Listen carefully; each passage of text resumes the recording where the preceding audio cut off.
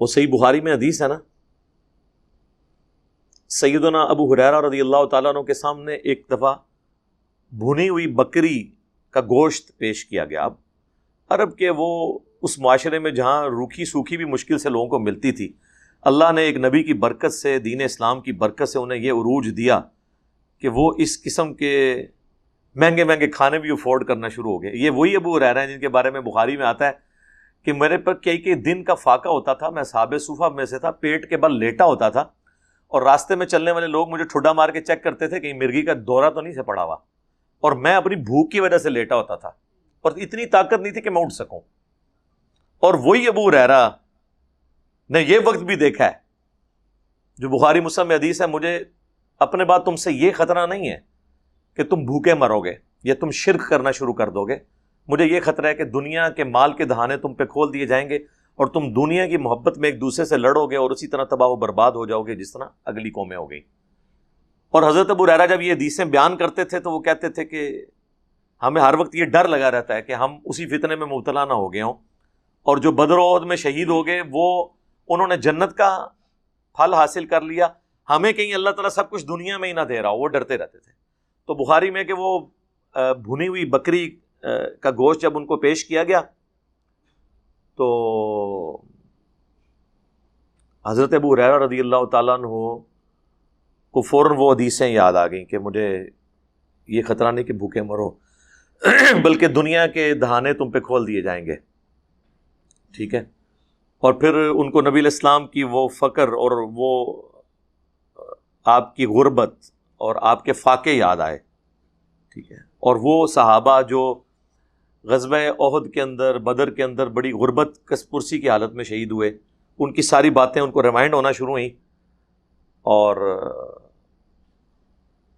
وہ فوراً وہاں سے اٹھ گئے. انہوں نے کہا کہ نبی علیہ السلام کی تو پوری زندگی اسی طرح گزری ہے، انہوں نے وہ گوشت کھانے سے انکار کر دیا.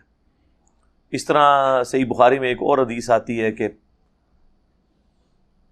ایک اور صحابی تھے، حضرت سعد بن ابی وقاص تھے یا کوئی اور، ان کے سامنے جب ٹھنڈا پانی پیش کیا گیا یا کوئی مشروب تو بس وہ پکڑ کے ہی انہوں نے رونا شروع کر دیا کہ ہمارے ساتھی تو بڑی غربت میں دنیا سے چلے گئے، ان کی محنتوں کا پھل ہم لوگ کھا رہے ہیں.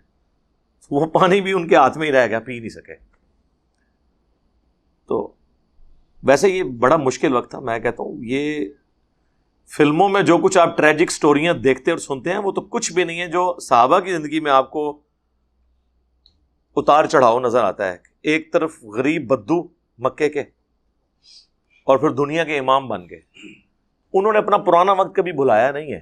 صحیح بخاری میں موجود ہے، نبی علیہ السلام نے فرمایا کوئی پیغمبر ایسا نہیں گزرا جس نے بھیڑ بکریاں نہ چرائی ہوں. تو صحابہ نے کہا یا رسول اللہ آپ فرمایا ہاں میں نے بھی چند درہم کے عوض، بڑے حقیر سے مال کے عوض مکے کے لوگوں کی بکریاں چرائی ہیں. یعنی کہ میں نے غربت کا وہ وقت دیکھا ہے. اچھا وقت تو آپ پہ مڈل ایج میں آیا جب آپ کی شادی ایک امیر عورت سے ہوئی، لیکن جب اسلام کی خدمت شروع کی پھر آپ کے اوپر وہی مشکل وقت آ گیا. اور یہی ایک پیغمبر کی نشانی ہوتی ہے کہ اس نے اتنے بڑے غلبے کے بعد اپنے لیے کچھ حاصل نہیں کیا. حالانکہ آپ اعلان نبوت سے پہلے اچھی زندگی گزار رہے تھے، لیکن بخاری مسلم میں آتا ہے کہ وفات تک سیدہ عائشہ کہتی ہیں ہماری حالت تھی کہ بعض اوقات 1 مہینے، بعض اوقات 2، بعض اوقات 3 مہینے تک بھی ہمارے گھر میں چولہا نہیں جلتا تھا، یعنی پکی ہوئی چیز ہم کھا نہیں سکتے تھے. 2 کالی چیزوں پہ گزارا ہوتا تھا، ایک کھجور اور ایک پانی، اور وہ بھی کوئی ٹنوں ٹن کھجوریں نہیں ہوتی تھی. 2 کھجوریں صبح، 2 شام کے وقت، اور ایک میٹھا پانی کا پیالہ صبح اور شام. کیونکہ عرب میں میٹھا پانی کا پیالہ اس کا حصول بھی کئی کلومیٹرز کی پیدل واک ہوتی تھی. جس طرح آج آپ انٹیریئر سندھ میں، جنوبی پنجاب میں، یا آپ بلوچستان میں جائیں تو عورتیں بیچاری کئی کلومیٹرز تک وہ مٹکے، اور وہ میٹھے پانے کے لیے وہ میٹھا ہی ہوتا ہے، صاف نہیں ہوتا، گدلا الگ سے ہوتا ہے اور اس میں جراثیم الگ سے. عرب کے لوگوں کا بھی یہی حال تھا. تو ان کو وہ اپنے پرانے سارے وقت یاد آتے تھے. تو نبی علیہ السلام نے اس سے کوئی دنیاوی منفعت حاصل نہیں کی ہے. حتیٰ کہ غزوہ خیبر کے بعد جب آپ کو وسعت ملی تو آپ کی بیویوں نے گلہ کیا کہ ہمارا کوئی خرچہ بڑھائیں. خرچہ یہ نہیں تھا کہ انہوں نے کوئی بہت ایکسٹرا آرڈنری خرچہ، وہ کہتے تھے کوئی سبسسٹنس لیول پہ تو ہمیں دیں. تو قرآن میں آیات نازل ہوگی کہ اے نبی اپنی بیویوں سے فرما دو کہ اگر وہ دنیا کا مال اور دنیا کی عیسائشیں چاہتی ہیں نا تو آؤ میں تمہیں دے کر طلاق دے کے رخصت کر دوں. اگر تم اللہ اور اس کا رسول اور آخرت کا گھر چاہتی ہو اسی غربت میں میرے نبی کے ساتھ گزارا کرو. سورۃ الاحزاب میں آیات آئیں اور بخاری مسلم کے الفاظ ہیں حضور یہ آیات نازل ہوئیں تو ظاہر حضور کو تو جو حکم ملتا تھا آپ وہی پرفارم کرتے تھے. اس میں حکم تھا نبی اپنی بیویوں کو حضور ایک ایک بیوی کے گھر گئے اور کہا کہ یہ اللہ نے مجھے حکم دیا، اب تم اپنے ماں باپ سے مشورہ کر لو، تم نے میرے ساتھ رہنا ہے تو پھر یہی غربت ہے، اور اگر دنیا کا مال لینا ہے پھر میرے ساتھ نہیں رہوگی.